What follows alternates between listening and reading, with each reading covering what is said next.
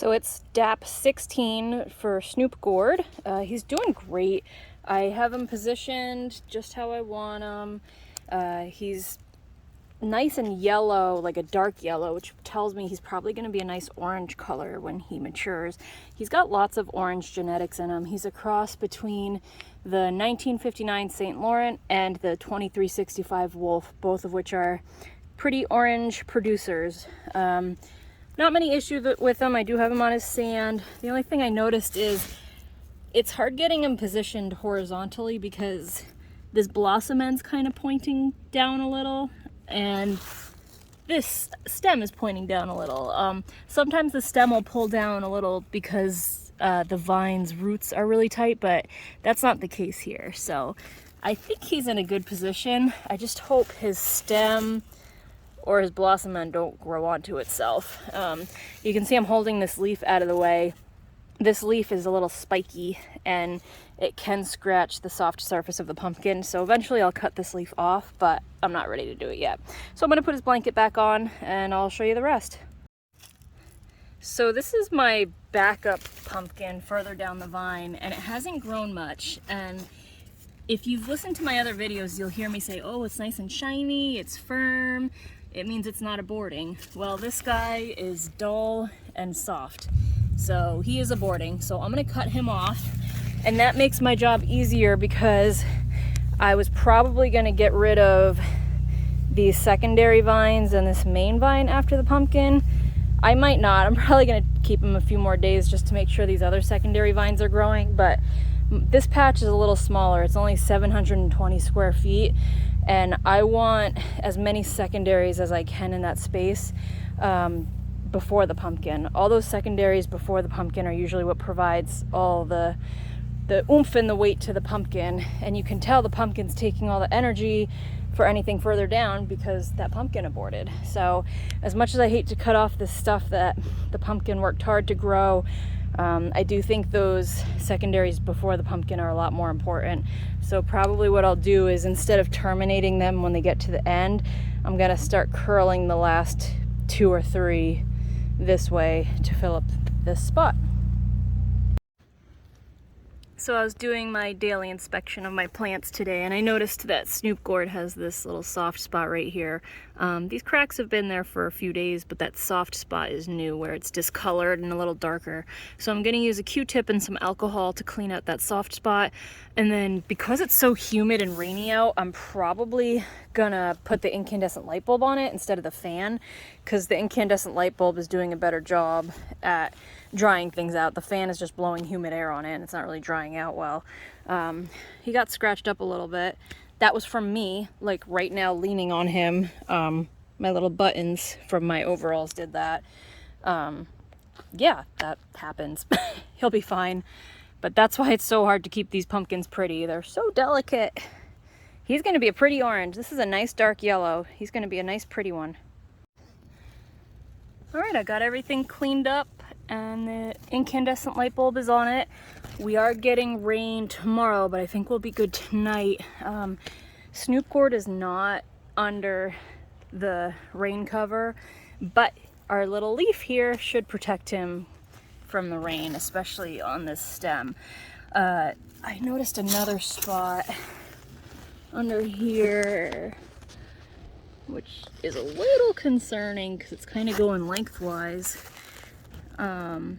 It's superficial right now, but I gotta keep an eye on that. This right here is why you need to check your plant every single day. You cannot miss a day. A lot of giant pumpkin growers don't have a life because they can't leave the house. Last year I went to Boston with Dale for 3 days. 3 days. And by the time I came back, my blossom end was rotted all the way through. This right here. This area is prone to rot and I was gone 3 days.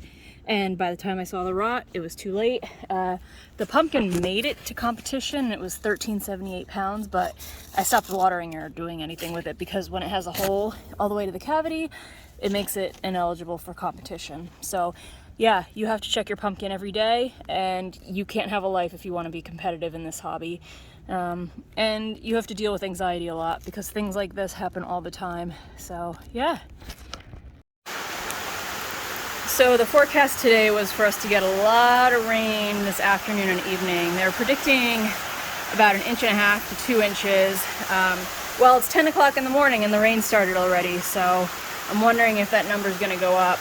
If you look at my greenhouses, you'll notice that I flipped them up like this way so that the water pools into it. And I did that on purpose, because if I didn't do that, there'd be a stream of water going down the whole plant. Now there's just like one stream there.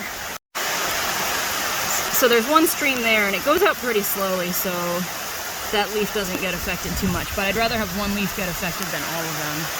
Same for over there. There's like one stream that one leaf gets all the time, but otherwise it's not terrible. Over there on that far side, there's no leaves, and I have that piece of wood catching most of it. Goose looks pretty dry relative compared to Snoop Gourd, who is soaking wet. I still have his incandescent light bulb on, and I have to check that, I guess, now. Alright, the rain has let up temporarily. It's just at a light drizzle right now, and I think we're going to have a few hours of no rain. But look at this leaf has been the best thing that I could have kept on. Normally we take them off because they scratch the pumpkin, but look, it kept my incandescent light bulb completely dry, and it's keeping that stem fairly dry, and it's drying out well. So this leaf has been a lifesaver.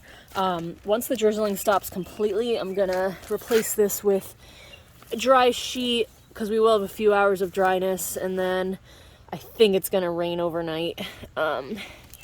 So we'll just have to deal with it. I might put a tarp over them. I don't know yet.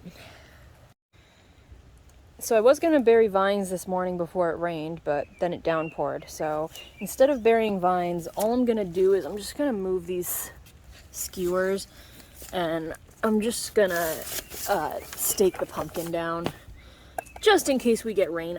Or wind. I don't actually know if we're going to get wind, but if we do get wind, we want this to be fairly stable, otherwise it'll topple over. So I'm going to go around and do that with all the vines. The other thing is, because of all this rain we're getting, I'm holding off on terminating these secondary vines. If I terminated the secondary vine now, the pumpkin would have less energy put into this vine and more energy to put into the fruit, and the fruit might split. Or explode, basically, because it's getting way too much water way too quick. So I'll probably wait to cut this for a few days just before I know the pumpkin isn't splitting. Alright, so it's the day after. We got a lot of rain. It stopped raining finally, but the humidity is still like 90%. It's crazy muggy out here. This leaf has been amazing. It's my own natural tarp for Snoop Gourd, and look how dry that is. You would never guess it's been pouring all day. I am so happy with how this incandescent light bulb has been doing.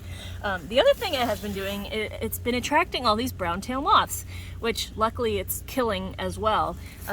If you don't live in Maine or Cape Cod, you probably don't know who these guys are. They're an invasive species, and the brown-tail moth caterpillar has these microscopic hairs that blow in the wind, and hundreds of hairs will get all over your skin, and you can breathe them in, and it produces like a super itchy, annoying rash. And we see people at walk-in care all the time with brown-tail moth rashes. And the one thing they tell you not to do is turn your lights on outside. And what do? But I put a big incandescent light bulb outside. So there's that. I do need to bury vines. I'm going to wait another day for this soil to dry out a little more, because I don't want to compact it too much. And I don't want to prune anything yet, because I don't want my pumpkin to split. But you can see here the benefit of my method, because if I tried digging a trench right now, it's mud, and I don't want to mess with the soil. So I just keep the vine there, put the pots on top, and it works really well. So this is Goose. He's doing well. We're going to measure him tomorrow and see how he's doing. And tomorrow is also going to be Snoop Gourd's DAP 20, so we'll see how both of them are doing. One thing I don't like about Goose is how short his stem is. That's going to cause issues when he starts growing some more. He's probably going to grow into that stem a little bit. I did release some roots, because you can see how he's lifting up. So I cut this root here, and I also cut a root back there, and then I made sure all these are loose as well, so that the vine can start lifting up with them. You can see my soil is dry underneath the greenhouse, unlike outside. So I'll actually have to water this today. I like that I have to water it because that means I can put some fertilizer in with it. I'll show you my tissue test on the next video and show you what I'm adding, but yeah, I'm gonna add some stuff today, get all that soil nice and wet because we got a pumpkin to grow. The nice thing about this dry soil is that it'll also help prevent the pumpkin from splitting, so I'll probably wait till later in the day to water it because it's so waterlogged on the outside and we have lots of leaves on the outside, although not as many leaves as I'd like, but yeah, we'll water him tonight. All right, a quick update on growth. This is Snoop Gourd. He is finally at DAP 20 and his estimated weight is 83.7 pounds. So he's about 20 pounds heavier than Goose was in this stage of his life. Why do you think that is? I'll explain in the next video. His crack did get a little soft again, probably because of all the rain and humidity. So I did clean it out again, got the light on it. It's gonna be sunny today until this afternoon and then it's gonna rain again, but I think it'll be just fine. And here's our big boy Goose. He is an estimated 222 pounds, growing about 21 pounds a day. He's at DAP 28 and by DAP 30 I hope that number increases even more. Once it hits DAP 30, that's the rapid growth phase, so very exciting. Got a few spots I'm keeping an eye out here, again checking them every day. Might put an incandescent light bulb on them if they don't dry out in the sun this morning. I'll be adding more sand to Goose today because he's outgrowing his sand, but I just noticed there's weeds growing in the sand just because it's so wet, and he's under the greenhouse, so poor Snoop Gourd is a mess. We got lots of roots popping out over here, so yeah, it's wet.